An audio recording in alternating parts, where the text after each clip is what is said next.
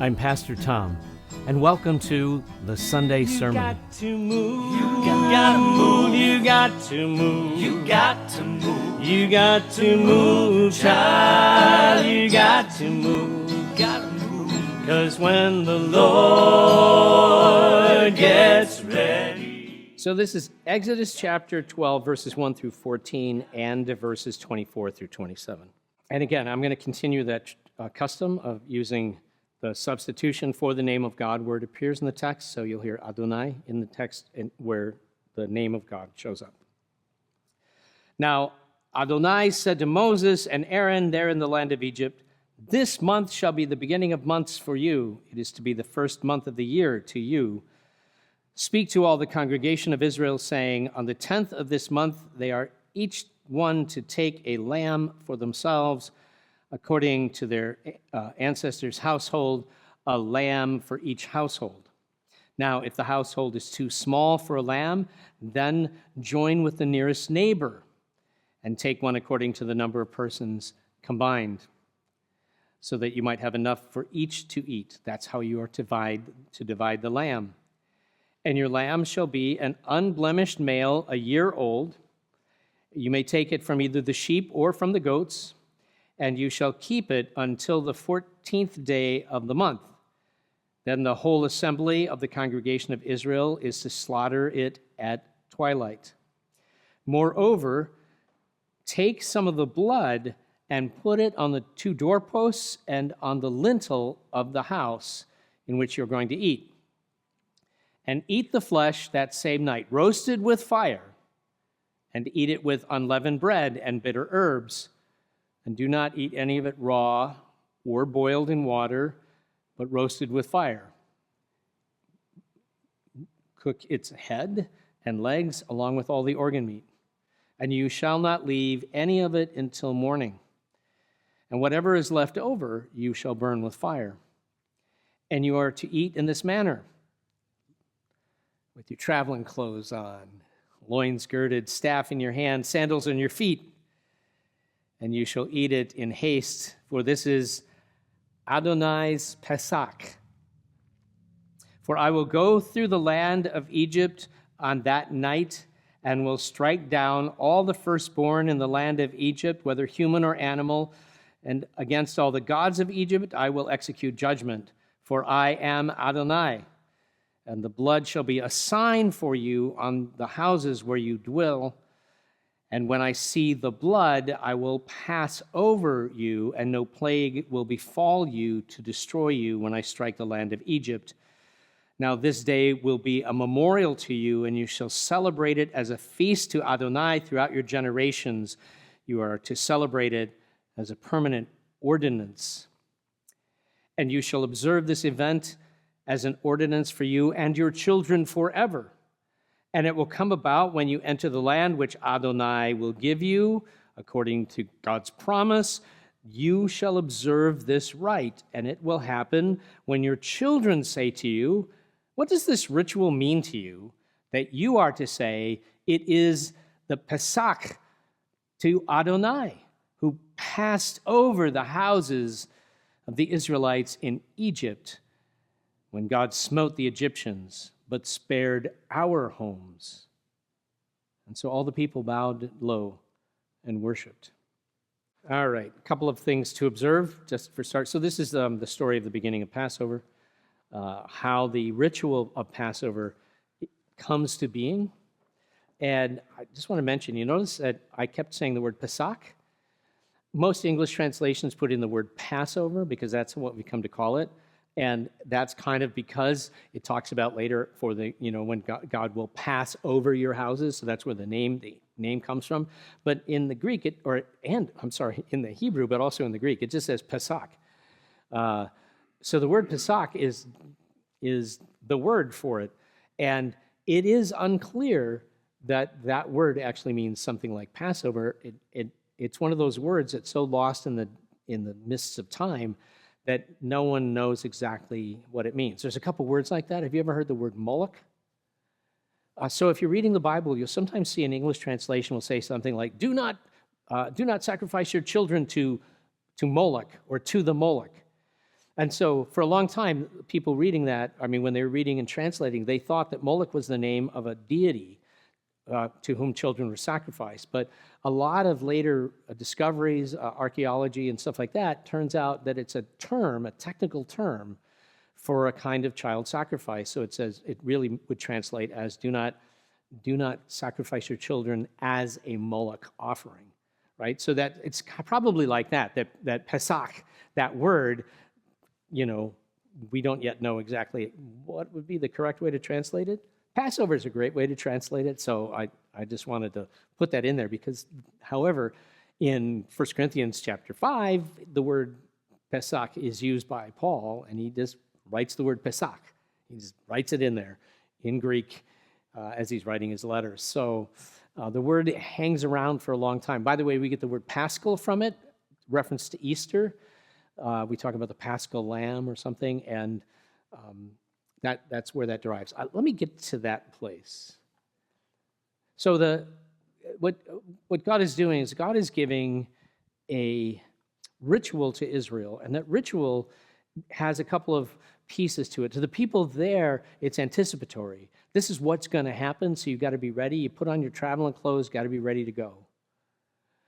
You're not going to leave anything left behind. You're packed and ready to go. Pack your bags, have them by the door, eat your food, and do it in the manner of one who is ready to rush out the door at any moment.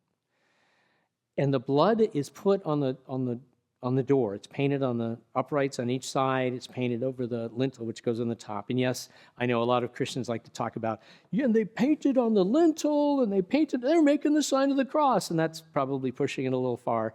Just picture somebody with a brush going like this, and going like this, and then going like this. And the brush was made of it was just leaves from a local plant called hyssop.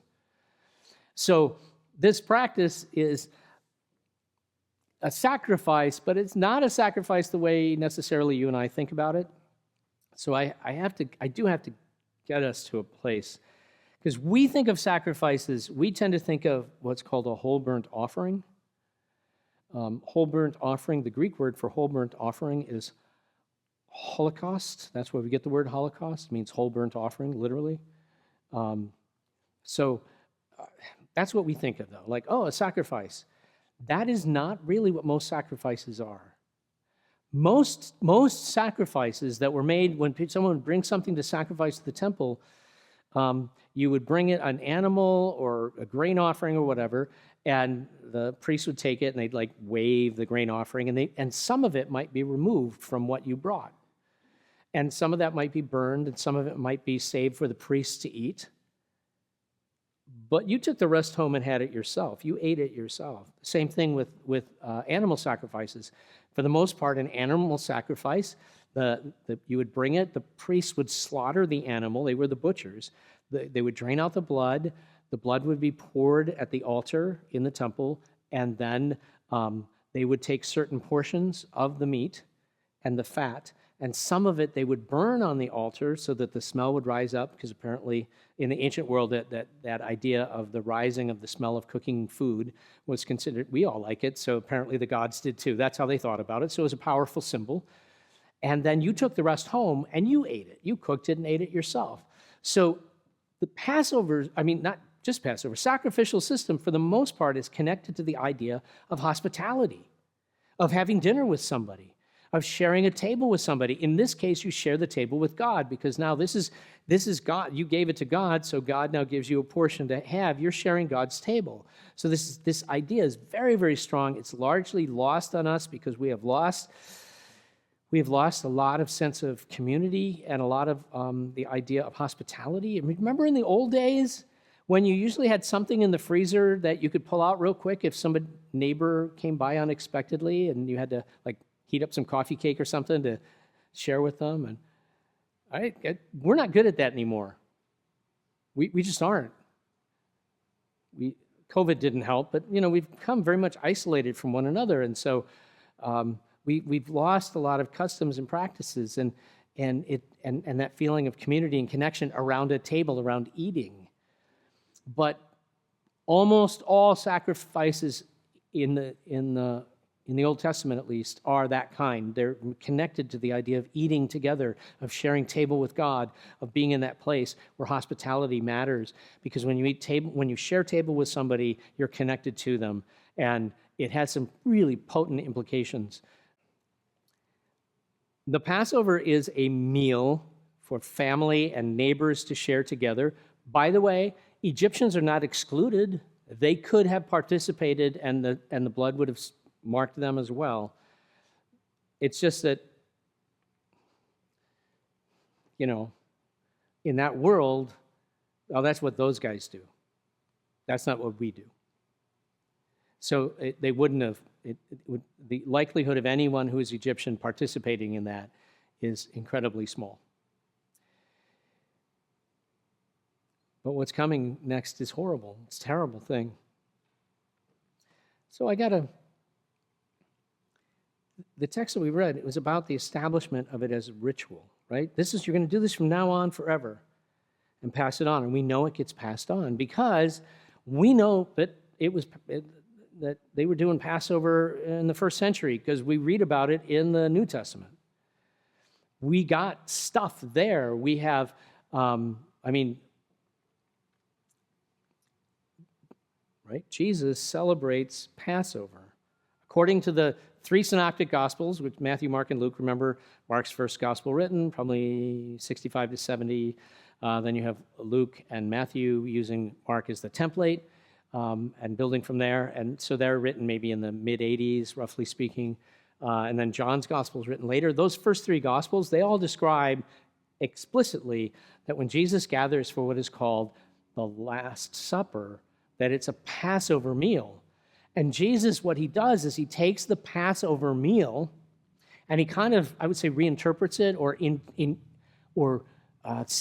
brings it to a different spiritual level, because the story is the story of liberation, and Jesus now takes it. He says, this bread is my body, and this cup is my blood, the blood of a new covenant.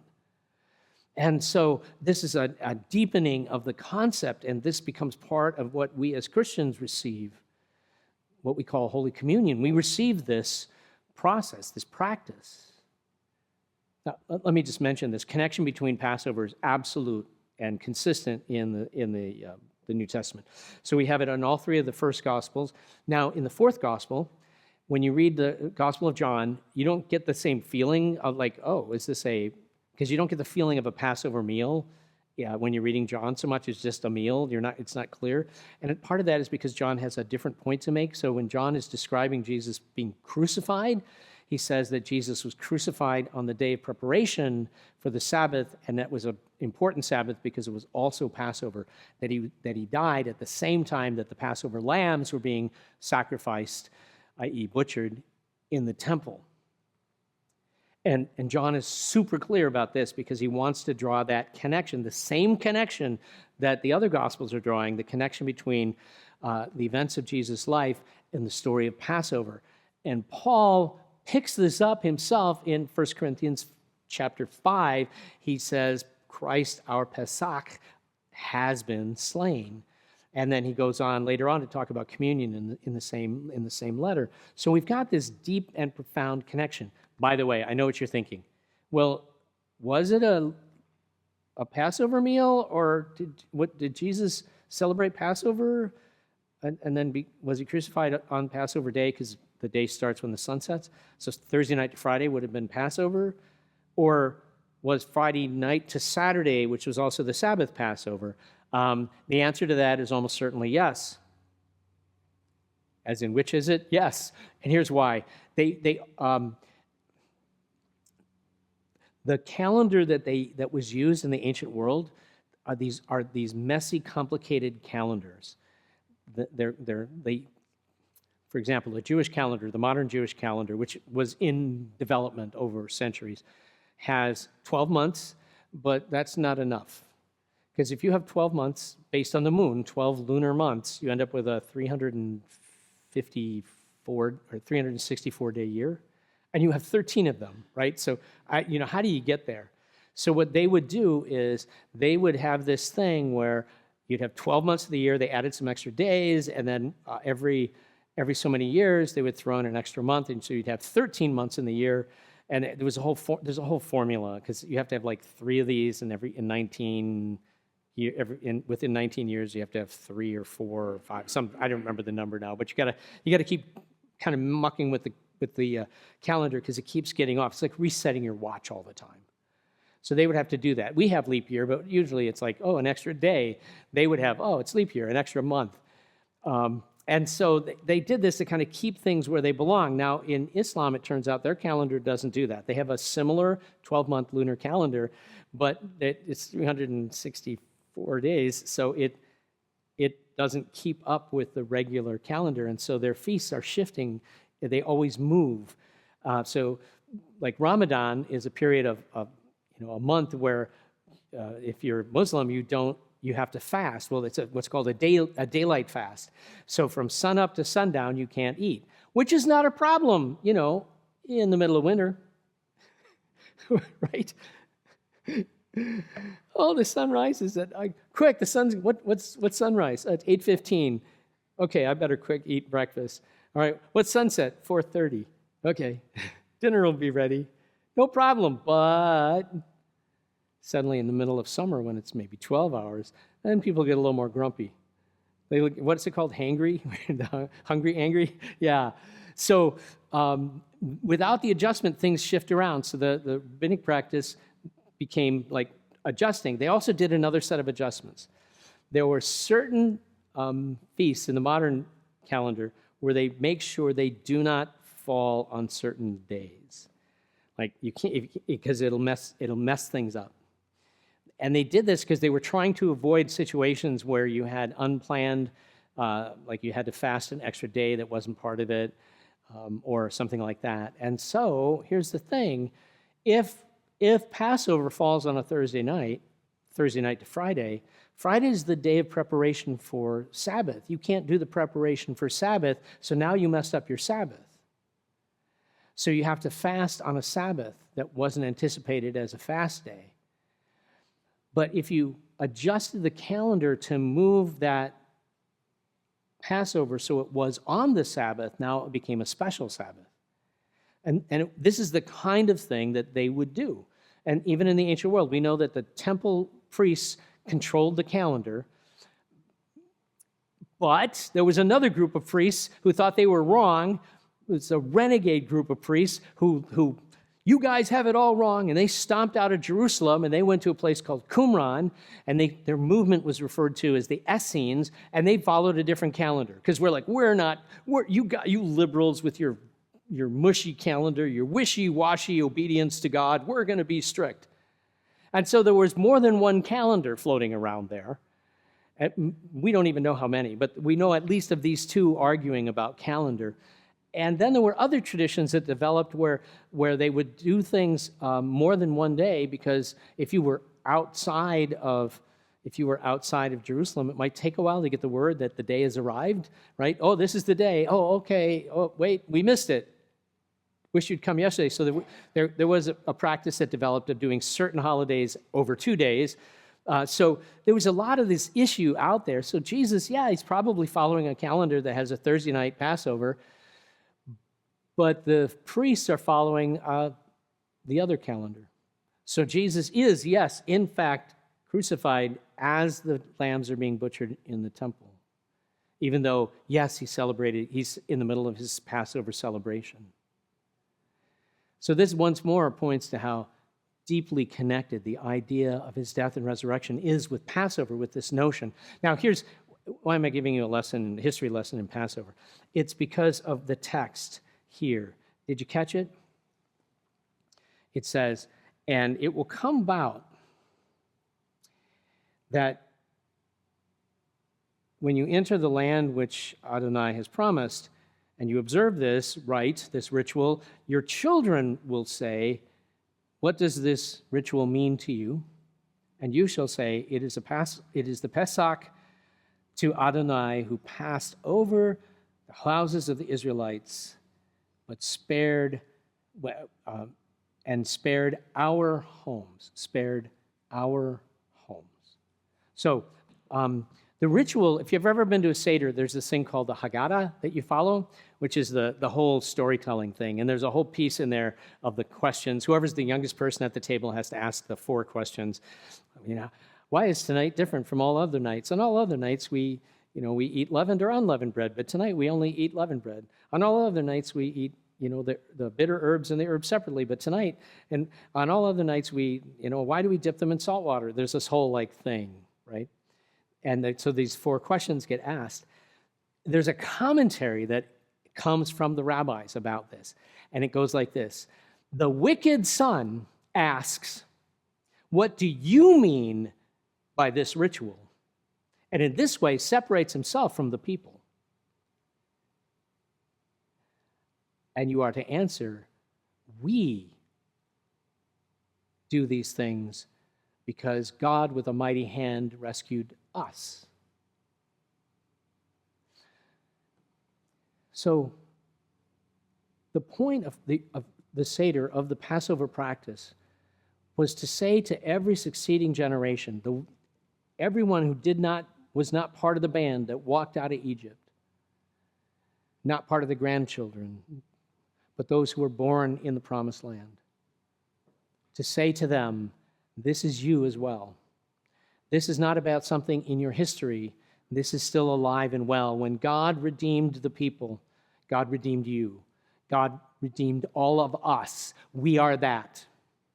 And that's the thing with communion. It's supposed to be the same way. It is the same way for us. It's supposed to be. It is not just like we're going through the motions, like it's ritual day, we got to have communion and go through the motion. Do you ever have that feeling? You go to communion, you're like, oh, now I walk forward and I take some bread. And you find your brain going, was this good bread? Was it stale? How did the grape juice taste? Whatever. And we kind of get hung up in that kind of stuff, and we're just kind of in our own little world. And it's never supposed to be that. It's supposed to be that this is, we're part of this story. This is the story of the mighty acts of God's salvation. To rescue us, we become part of that stream that starts with the Exodus. God who rescues with a mighty hand from Egypt and then rescues again from our sin and brokenness through Jesus. We're part of that story. That's us. This is a story of us. And it runs into this deeply divisive argument in Christian theology about, how we should look at this. Is this just a symbol? And what it depends on is our faith. Like if I have faith and I believe, then I come forward to receive the sacrament and it means something to me. But if I don't have faith, I'm just going through the motions. Or does this mean there is, in fact, an actual encounter with the divine happening here, that when I take that bread and that cup, I'm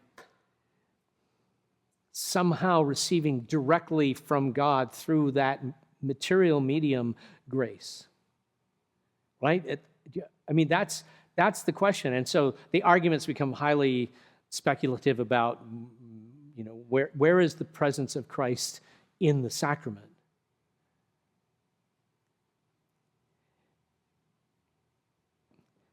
But the question I kind of find myself asking is a little bit different. I do that theology, and I love the United Methodist historically Wesleyan solution to the problem, which is, as Charles wrote in one of his hymns, let the wisest mortals know we the grace receive. He's like, we don't know. But we recognize that grace is there. The thing for me is always, but am I asking the question when I come to communion, in my brain, is it what do you mean by this, or what do we mean by this? Is it something external, like, oh, I'm just going through the motions, or is there genuine communion here? Do I literally encounter the presence of God in this moment in a way that I am conscious of, aware of, mindful of, so that it affects and continues and carries on when I walk out the door? What is the meaning of communion, of that unity, of that fellowship with God? What does that mean, and how is that present for me? Not how is it present theologically, but how is it present for me when I take that bread and I drink that cup? Can you find now the prayer of response? And please stand. We're going to pray that together. It is easy to go through the motions of faith, the oft-repeated practices and rituals that I was raised on. So I take the bread of communion, observe the forms of worship, and depart, wondering, was there really any communion with you there? And is there any communion in what follows? Is there a daily living in grace and peace with others? Is there an intimate, loving journey in your presence? Is there a memorial of something that is real and immediate? Lord Jesus, be truly present here in this place, in this hour of worship, in this bread and in this cup. Then continue to be ever with me in my every action, my every breath. In your name, amen. We'd love to have you join us for in-person worship Sunday morning at 8:30 at Christ United Methodist, or Sunday morning at 10:15 at Stanton United Methodist. And if Sunday morning is not your jam, join us Monday night, 6 o'clock at Christ United Methodist for Pizza Church. It's church, and then we eat pizza. Until next time, may the Lord God bless you and keep you. May the face of the Almighty be upon you, and may God grant you peace. Perfect peace. Oh, may God